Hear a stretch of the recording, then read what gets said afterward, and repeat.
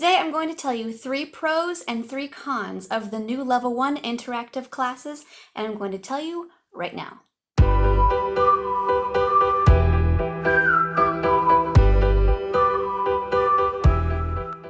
How's it going? I'm Erin Elizabeth, and welcome to another video. If this is your first time here, I encourage you to hit subscribe, especially if you want to learn more about all things Vipkid, because I would not want you to miss a thing. Okay, so I wanted to hop on here real quick because today is the day that they are launching the brand new Level 1 curriculum with Vipkid. It is interactive and it is totally different from what the other Level 1 classes are. Today is the launch day, but there are some teachers that have been able to teach before that. I have been one of the lucky ones. I have taught 25 of these classes already. I have taught since December. I've got about 4 students that I've been going through these classes with, and I want to give you my 3 pros and my 3 cons for this new material. Okay, so I'm going to start with the pros. The very first pro that I have is this material is kid-friendly. I don't know what your feelings were about the other Level 1 classes that are still going on with the different countries. They were great. I think the kids were learning fantastically, but some of the words I just didn't feel like was necessary for a 3, 4, 5-year-old learning English. Words like yurt, haka, and pinata, and bumper cars. Those are all great things, and I encourage learning about culture, but some of these kids need to just learn basic things like numbers and colors and letters, and that's what this material does. It starts with the very, very basic, talks about colors, and it talks about letters. Those are the very first things that the kids are learning about. The second pro of this new interactive Level 1 curriculum is the music. They have lots and lots of music, and it's fun. It's enjoyable. The kids are dancing the whole time. There's multiple songs in every lesson. So if you enjoy the music part, if you like singing, that would be a definite pro for me. And then the third pro for the new curriculum is, and it kind of goes along with the music, is there is a video demonstration for all these songs, but this one has a girl that's singing and doing the music. It's like a 10-second video. You hit play, they do it, and then you can do it with the student. So you don't even really have to prepare for these songs.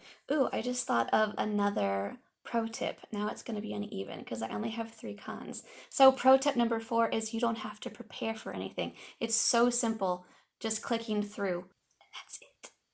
Okay, and now I'm going to go to the cons. I have 3 cons relating to the new Level 1 curriculum. Number 1, it is so repetitive. When I first started doing it, I actually sent in a ticket saying, I think I just did this lesson with the student last week.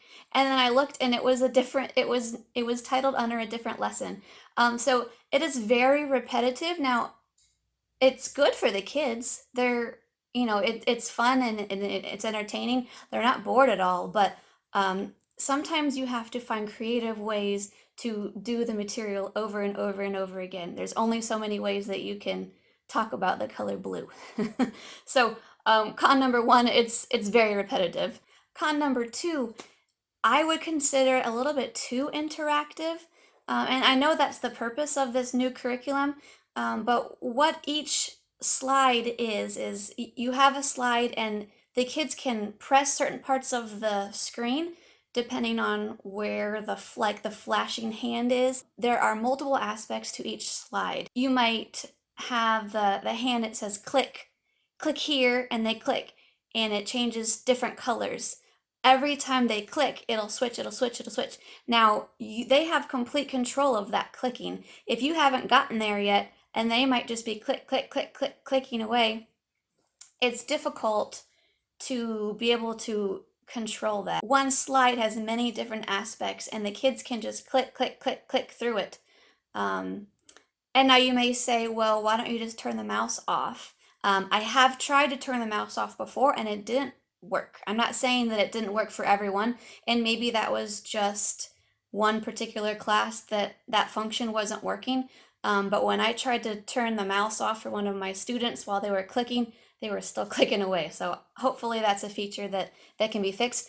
If anyone else has had that experience, let me know. It could have just been a one-time thing, but I could not get I could not get the student to stop by turning off the mouse. And then the third con that I have is sometimes the dialogue can be a little confusing. So with the interactive part of the slides, there might be something that says, "Is Meg tall?"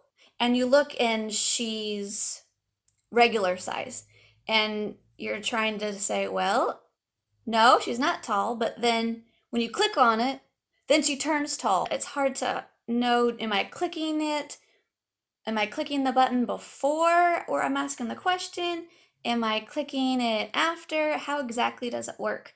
And the notes on the side aren't as crystal clear as I would hope that they would be.